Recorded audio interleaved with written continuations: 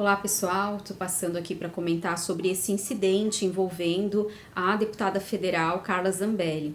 Há algumas coisas que precisam ser ditas. Primeiro, a própria deputada, ao ser indagada em relação ao porte de armas, disse que desrespeitou a resolução do Tribunal Superior Eleitoral conscientemente, porque no entendimento dela se trata de uma lei criada pelo ministro Alexandre de Moraes e que ele não teria competência para legislar, que seria uma decisão ativista e que, portanto, ela estaria desrespeitando conscientemente. Aí nós temos uma falha por parte dela, porque não foi uma decisão tomada pelo ministro Alexandre de Moraes, foi uma resolução aprovada pela Corte, ou seja, com a votação de todos os membros da Corte. E sim, o Tribunal Superior Eleitoral tem competência para exarar essas resoluções e essas regulamentações precisam ser respeitadas, sim. Né? Elas têm força de lei, resoluções exaradas pelas Cortes Superiores têm força de lei, de acordo com a taxonomia das normas, elas se equiparam a leis ordinárias. Então, esse é um primeiro ponto. O segundo ponto, que é curioso nessa situação, é o seguinte: a resolução que está sendo invocada e que inclusive foi contestada pela própria deputada, ela dá conta da proibição da posse, do porte, do trânsito de armas por CACs, colecionadores, atiradores e caçadores. Então, há de se ver primeiro qual é a espécie de licença que a deputada possui. Porque se ela não for CAC, ela poderia transitar com esse armamento. Porque a resolução fala especificamente dos CACs. Fala em relação às pessoas armadas no dia das eleições, manterem um distanciamento dos locais de votação, inclusive as pessoas da força pública se manterem a 100 metros de distância dos locais de votação. Mas, em relação ao cidadão comum, a vedação expressa na resolução se trata especificamente dos CACs. E há uma diferença, é possível um cidadão, qualquer do povo, inclusive a deputada, de requerer um porte de arma autorizado pelo governo, como cidadão, como pessoa, como civil. Então, se o registro de porte de armas dela não é como CAC, a resolução não a alcança. Então, já há um primeiro ponto que se coloca aí nessa situação a ser questionado. A segunda questão é, algumas pessoas estão comentando, ela deveria ter sido presa em flagrante por conta de ter ameaçado um rapaz, perseguido o rapaz na rua. Os deputados federais possuem imunidade parlamentar e eles não podem ser presos, exceto em flagrante de crimes inafiançáveis. A resolução não estabelece uma fiança, mas não se pressupõe que seja um crime inafiançável. É possível, em uma situação como essa, o delegado estabelecer a fiança. Crimes inafiançáveis são aqueles definidos como inafiançáveis na legislação. Então, há algumas questões aí nessa situação toda. Ela não poderia ser presa, né, por conta da sua condição de parlamentar.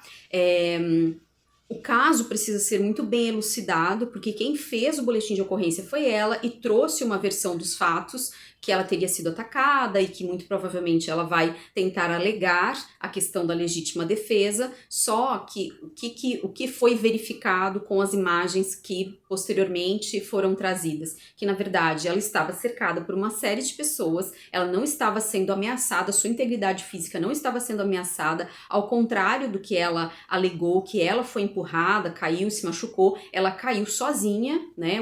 O vídeo mostra ela caindo, o rapaz correndo. Então não há que se falar em legítima defesa se não havia um risco iminente de ameaça à sua integridade física. Então houve um excesso por parte dela ao sacar uma arma, que há de se ver se ela tem de fato esse documento que a autoriza a andar com uma arma. Para ter o porte de arma é extremamente difícil.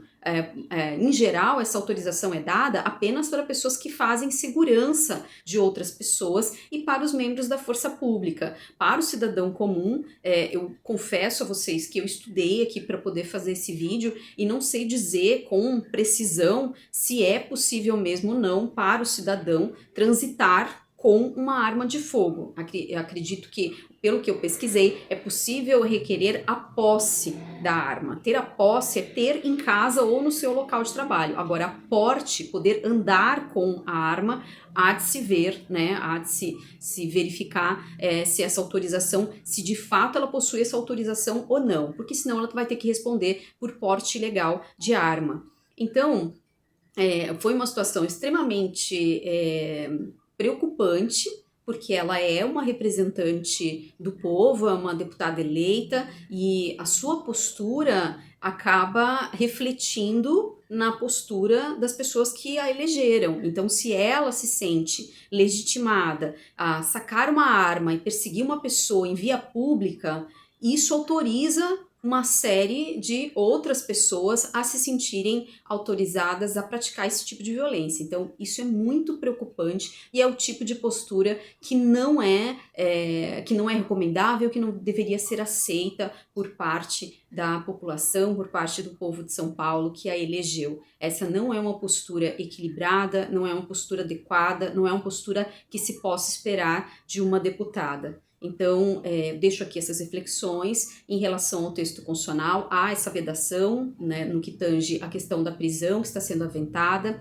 Há de se verificar qual é o documento que ela de fato possui, que autoriza, a andar, a transitar, se ele existe mesmo ou não com essa arma. Caso contrário, ela vai ter que responder por posse ilegal de armas. E em relação à declaração que ela fez sobre uma possível iniquidade, sobre a ilegitimidade da resolução do TSE, é importante deixar registrado aqui que é uma informação equivocada, é uma informação que não tem lastro na verdade. As resoluções têm sim, as cortes superiores têm sim competência para exarar resoluções que têm força de lei e elas devem ser respeitadas por todos os cidadãos.